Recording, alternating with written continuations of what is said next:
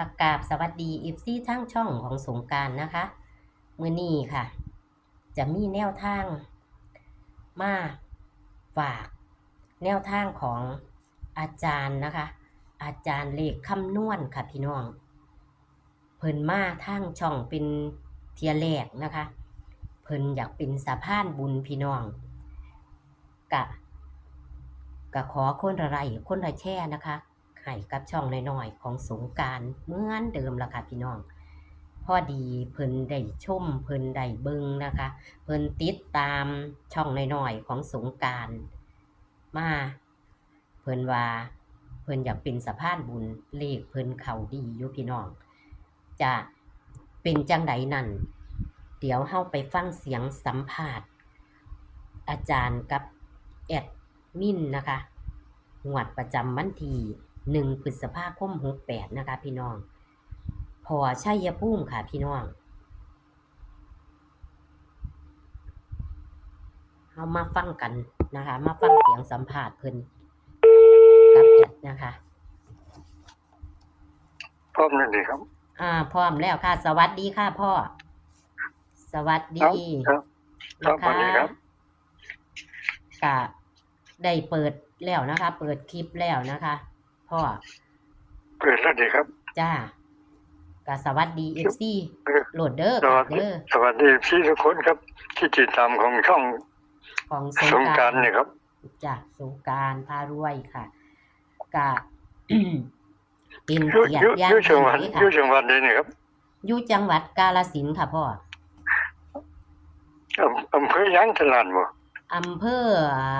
ห้วยเม็กค่ะอำเภอห้วยเม็ก มันอยู่ไกลกันบ่ครับยางตลาดครับ ก็บ่ไกลปานใดค่ะพ่อ มีคนอยู่ทั้งบ้านไปได้เมียทั้งคุณเหรอครับ โอ้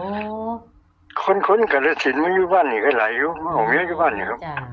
กาฬสินธุ์กับพวกน้องๆก็ไปอยู่กัน3คนค่ะ โอ้อยู่ไกล ขอ เชียน โทษเด้อค่ะ โอ้ยนะขอโทษขออภัย อยู่ไกลเชียนลำเปล่าบ่ครับ ก็หางเชียนก็จะมาอยู่ไกลอยู่ค่ะ หางเชียน โอ้ได้ใส่น้ำเพิ่นเฮ็ดนาให้หยังบ่ทั้งเบิด บ่ค่ะ แต่ว่าห่างกันอยู่ดอกแต่ บ่ทันได้ใส่น้ำค่ะ โอ้ยจะแพ้พัดลมค่ะพี่น้อง อยู่อำเภอใดได้ใส่เหรอครับ อำเภอมันจะมีกรมราษฎร์ไสยจะมีมันหลายพื้นที่อยู่ค่ะ มันหลายอยู่ แต่ของพวกหนูนี่มันสิอยู่ห้วยเม็กมันเขินสิอยู่หางเคียนค่ะ มันจะอยู่หาง บ่มีของใช้เห็นบ่ แม่นค่ะบ่มีคลองซอยมาบ่ทันฮอดค่ะ น้ำบ่ท่วมเข้าวันคือทั้งพี่แล้วอยู่นี่ได้วันเข้า2เที่ยเหรอครับน้ำท่วม บ้านเดี๋ยวนี้มันก็บ่ได้ว่านเขาดอกพ่อมันฝนมากอ่ะ มีท่วมอยู่ก็เพิ่งจะเฮ็ดอีก คนก็เพิ่งจะเฮ็ดอีก อยู่นี่วัน2เที่ยเหรอครับท่วมไปแล้วเที่ยนึงดอก ค่ะเว้ากันกับพ่อซะก่อนเด้อค่ะ FC ก็เลยเอาพ่อกางวดประจำวันที่1พฤษภาคม68นี่หนูอยากเข้าเรียงเข้าลาวก่อนเด้อค่ะเด้อคือพ่อมีตัวดับตัวดีจะมาฝาก FC แม่นบ่ค่ะ มีอยู่เอาเลขหลักกันนะครับ ค่ะ แต่ว่าก็อยากถามแน่ค่ะพ่องวดว่างหนึงหันเข้าบ่ค่ะมันได้06แล้วว่าครับ โอ้06แม่นบ่ค่ะ แล้วงวดก็กลับตัวครับ ก็บ่เป็นหยังค่ะ มันมีกลับตัวอยู่แล้วล่ะเพิ่นซื้อเพิ่นก็ต้องกลับไว้อยู่แล้วเนาะค่ะ โอ้บางหันมันเข้า06อยู่เนาะค่ะเนาะ ครับ เลขหลักเลขเด่นบ่พ่อ เลขหลักมี4ตัวครับกับเลขกำลังวันครับ เลขหลัก4ตัว1357ครับ1357 เลขกำลังวันนะครับ3698ครับ36อัน98นี่เป็นครูบ่พ่อแยกเป็นครูบ่บ่ มันเป็นเลขมันทั้งเชื่อกันมาสองตัวแล้วมันเชื่อกันมาตัวเดียวไปครับ ให้เลี้ยงกันบ่พ่อ เขียนเลี้ยงไปซื่อๆนี่ครับ โอ้3698ครับแบบนี้เลขจับคู่ด้วยครับเนาะ อ๋อจ้ะเดี๋ยวพ่อเลขอันตัวนี้เป็นกำลังวันบัดติ กำลังวันกับเลขหลักนั่นนะครับ โอ้นี่เลขหลักตัว11357เป็นเลขหลักบ่พ่อ ครับมันที่มาชุดนี้เมื่อก่อนก็มีสองมันได้สามกับก็เมื่อเดียวมาครับเมื่อเลขหลักมันครับ อืม ทั้งเชื่อกันมาสองตัวทั้งเชื่อกันมาสามตัวนี่ครับ กำลังวันบัดนี้พ่อสิจับคู่ให้แม่นบ่ ครับมีจำไว้แล้วครับ ค่ะ มี81 82ครับ 81 82 71กับ86มีเท่านี้ครับ 71 86มีเลขอยู่สามตัวมี071กับ081เท่านี้ครับ 081บ่พ่อ กับ071อันนี้คือเลข3ตัว 3ตัวครับ มีฮอดเลข3ตัวมีฮอดเลข2ตัว ครับ อันพ่อเลขหลักนี่คือเฮามาจับใส่กับเลขกำลังวันบ่พ่อ แม่นอยู่แล้วเชื่อมันชนกันวันนี้มันคือขึ้นคือเลข3ครับ มันมาชนกันคือเลข3บ่พ่อ มันก่อนมันชนกัน3กับ9มันก่อนนี่ครับ 3กับ9อันนี้หนูก็บ่เข้าใจปานใดเพราะว่าหนูบ่เคย บ่เคยได้สัมภาษณ์อาจารย์เลขกำลังวันจักเที่ยเนาะหนูก็เลยอยากสัมภาษณ์อีกอยู่ดอกอยากเว้าอีกอยู่ว่าเลขหลักนี่11357นี่มันสามารถมานำกันได้บ่พ่อ มางวด06กับมันกันครับ บัดนี้ บั ก็ ดมีเลขร้อยมาไหลมันเข้าติดต่อกันมา3งวดเลยครับมีตามตัวมันอย่างมา2ตัวครับเขียนไว้ข้างนอกก็ได้ครับเนาะ เลขร้อยมาไล่แม่นบ่ค่ะ แม่น เขียนแบบใดค่ะพ่อ งวดมันออก2 0มันได้0.2เนี่ยครับ งวดก่อนมันได้07งวดมันออก20บัดติพ่อ มันได้0.2ครับ โอ้พ่อเลยมาเกี่ยวกันแม่นบ่ แม่นอยู่มันมา2ตัวมา3งวดเลยครับ งวดนี้มันได้ตัวใดค่ะ งวดแล้วมามันได้605ครับงวดแล้วมาน่ะมันออก06ครับ โอ้มันเกี่ยวกันมันก็ได้เลย ครับเอาอยู่ในงวดนี้มันได้468ครับ เดี๋ยวเด้อค่ะ มันได้468แม่นบ่พ่อ มันสิมา2ตัวหรือมาตัวเดียวว่านี่ไงมันเคยตัวน้ำที่เคยมาตัวเดียวครับ 468เลขร้อยมาไล่งวดก่อนมันหยังก็ แม่ ทวนอีกแน่อีหยังก็ อัน605ครับ งวดก่อน605 เมื่อก่อนก็ไปก็072ครับเมื่อก่อนเนี่ย 072มันก็เลยเกี่ยวกัน มันก็เลยได้20งวดนั่นเนาะงวดของหันมันได้06เนาะค่ะเนาะมันถือว่าเข้าได้พอ เข้าอยู่อันเรียนบน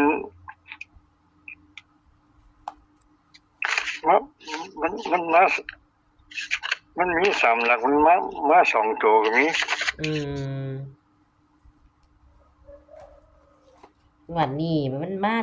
468มันจะมันนั่นสิเกี่ยวกันอยู่นี่ล่ะเนาะ คำว่ามันที่เข้ามา2ตัวบ่ครับมันอย่างนี้บ่มีอาจารย์นี่เพิ่นพาเฮ็ดบ่แบบนี้ครับบ่มีติ ร้อยมาไล่หนูเคยเฮ็ดอยู่ค่ะพ่อแต่กี้บ้านนี้หนูก็เลยบ่มีเวลาหนูเลยบ่เฮ็ดมันมีอยู่อันผู้หญิงคนที่เป็นว่า เลขคำนวณผู้เพิ่นว่าสิให้หนูนี่เลาก็เคยเฮ็ดอยู่ร้อยมาลัยก็เด้เพิ่นเฮ็ดอยู่บ่ซุมื้อนี่ครับซุมื้อเพิ่นก็เฮ็ดเพิ่นเฮ็ดซื้อเองเพิ่นเฮ็ดซื้อเองแต่ว่าวังหั้นเพิ่นก็จับคู่บ่ถูกเพิ่นคนแก่เหมือนกันนะครับคนก็ประมาณก่อนหนูประมาณจัก2ปี3ปีนี่ล่ะค่ะผมเกิด2502นะครับอายุ67ปีเนี่ยอืมหนูก็แค่หนูก็5054 55นี่ล่ะค่ะหนูก็ได้โอ้เป็นน้องหลายปีแล้วครับจ้าหลายปีอยู่ค่ะอืมอันอันไปเห็นคือเห็นไปสัมภาษณ์แม่หนูเพิ่นอยู่บ้านไกลกำเนิดครับแม่หนูนี่เพิ่นอยู่ห้วยเม็กค่ะโอ้พอเย็นวันนี้คือเห็นไฟยุ่นบ่ครับ แม่นค่ะบ่ทันไปงวดนี้บ่ทันไปว่างหันเลขแม่หนูเพิ่นก็ให้90มันก็กลับ มันกลับหัวเนาะค่ะโอ้ยก็โอ้สิ บ่ได้กลับให้เพิ่นสิครับบ่ได้กลับหัวซ้ำเลขบ้านหนูซ้ำพ่อเอ้ยอโอ้อกวนมันเวียนออกได้แต่อยู่บ้านอยู่ที่เลหนูขบ้านนี่ครับออกดีคักอีหลีเลขบ้านงวดวังหันก็ออกงวด52กับ20ก็ออกอยู่รโอ้ถของหนูค่ะอืโอ้มฝันดีบัดใดมันจะออกอยู่เฮียนอยู่ซ่านของหนูงวดนี้ก็ความฝันหนูก็ลงไปแล้วค่ะอืมอยู่น้ำบ้านนอกหรืออยู่ในอำเภอนี่ครับอยู่บ้านนอกค่ะพ่ออยู่ไกลอำเภอบ่ครับก็อยู่ประมาณจัก2-3กิโลนี่ล่ะค่ะ บ้านหนองแวงม่วงนี่รู้จักบ่สิครับโอ้ได้ยินแต่ชื่อยอยู่ใกล้ๆกันเลยค่ะน้องแว้งม่วงนั่นล่ะค่ะปูขาวเพิ่นเอ๊ะสิอยู่หั่นล่ะเอ่หนูไปเอาวัดปูขาวคือเห็นรูปหลวงปู่ขาวอยู่ในอันของเพิ่นออกทั้งคนครับแม่นค่ะหนูไปเอาอยู่คันวันศีลใหญ่หนูสิไปเอาแต่ว่ามันบ่เข้ามาหลายงวดแล้วค่ะโอ้ปูขาวแต่ก็สิไปหาเพิ่นคือเก่าเพราะว่าไปฝากตัวไปกราบไปไหว้ไปอิหยังเพิ่นอยู่บ่เซาแม่ค่ะปูขาวบ้านบ้านบ้านพี่น้องอยู่บ้านนี่ก็ครับผมอยู่บ้านหยังก็จื้อบ้านบ่ได้แม่ค่ะพ่อ อืมบัดนี้ขอสรุปเนาะค่ะมันจะเวลามันจะนั่นเนาะพ่อคือพ่อนี่คือมั่นใจตัวใดค่ะพ่อมักตัวใดค่ะมัก7-1กับ8-1เด้อครับมัก71กับ81ครับตัวมักพ่อเนาะค่ะเนาะครับมัก7181อืมแสดงว่าเลขงวดนี้สิมา1ติพ่อจังว่ามันได้จังซี่เด้อครับมันเฮ็ดตามหลักเลขนี่ครับอืมมันบ่แน่บ่ได้นอนจักอันอืม ไปหาพี่น้องได้อีกคนน่ะแต่หลังเลขออกมานี่ครับเดี๋ยวนี้บ่ทันได้ไปอยู่พ่อทันได้อยู่ไปมื้อเช้าสิไปหาแม่ใหญ่ลาตรีก็บ่ได้เพิ่นก็ว่าบ่ทันฝันอยู่ โอ้ได้ฟันมาได้งวดละหลายคนได้ไปหาเพิ่นครับได้ประมาณจัก7-8คนนี่ล่ะค่ะบ่ทันบ่ได้ไปหาหลายค่ะโอ้บ่ได้โทรสัมภาษณ์ดอกบ่ครับเพิ่นบ่มีเบอร์โทรให้บ่บ่มีแหมค่ะบ่ฮู้จักหลายเป็นช่องน้อยๆอยู่ก็เลยบ่ฮู้จักหลายมีแต่บอกให้เพิ่นโทรมาคือพ่อจั่งซี้ล่ะเพิ่นโทรมาแล้วก็สิได้ประสานต่อจั่งซี้นะเปิดมาจากปีแล้วครับหนูเปิดได้ปีแล้วล่ะพ่อได้ปีหนึงแล้วได้ปีหนึงแล้วโอ้ จ้ะเอาพ่อนี่หนูขออันเดี๋ยวจังเว้ากันเนาะค่ะเนาะหนูขอสรุปเลขเนาะก็คือไล่เบิ่งดูค่ะเดี๋ยวเฮาจังเว้ากันก็ได้เนาะค่ะเนาะจังถาครัมบพ่อก็ให้คือตัวมักก็คือ81เนาะค่ะ8นี่ก็7ครับของคู่นี่ครับนะคะพี่น้องก็ครับเลขร้อยมาร้อยเลขร้อยมาไล่พอนี่เข้าดีเนาะค่ะเนาะเข้ามาติดต่อกันมา2งวดแล้วเนาะพอเนาะคันว่า20กับ60มันก็งวดก่อนกับงวดวังหันมันก็ซ้ำมาเข้า2งวดแล้วนะคะ งั้นเลยครับเอาก็ขอบคุณพอนะคะที่ให้แนวทางนะคะ คลิปนี้ก็ขอสวัสดีพอซ้ำนี่เด้อค่ะสวัสดีครับค่ะสวัสดีค่ะ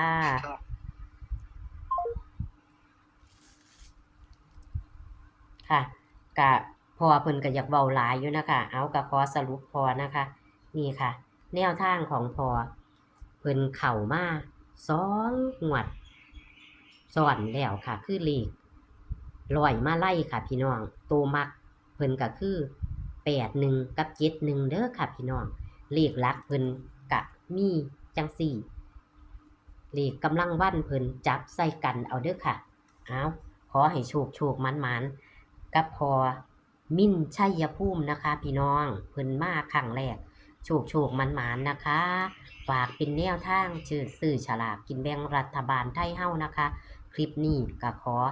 สวัสดีค่ะ